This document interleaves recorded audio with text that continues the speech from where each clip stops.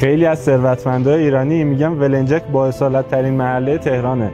بریم یه واحد 80 میلیاردی تو دل ولنجک با هم ببینیم. این شاهکار معماری از سر فرشاد مهدیزاده است، طراح خوش‌ذوقی که نمای پروژه‌هاش ترند این روزای اینستاگرام شده و داره شهرمون رو قشنگ‌تر میکنه. متریال اصلی نماش آجر و انگار طراحش موقع خلق این اثر میخواسته حس پشت هم بودن رو نشون بده. این کار باعث شده این ساختمون به طرز عجیبی نورگیر داشته باشه. جالبه که آجر رو به جز نما توی تمام قسمت‌های مختلف پروژه مثل لابی، پارکینگ، روف گاردن، استخر، فضای پیش ورودی و حتی داخل واحده هم اجرا کردن که جسارت سازنده رو میرسونه. اینقدر حفظ این المان براشون مهم بوده که حتی داخل سرویس ها هم از سرامیک طرح آجر استفاده کردن. این یه ساختمان هوشمنده که به تمام جزئیاتش توجه شده. مثلا در به تمام کنتورهای واحده به صورت فریملس کار شده که خیلی چشمگیره. ویو این پروژه به خاطر لوکیشنش بی‌نظیره و شرکت نماچین تولید کننده آجرای این پروژه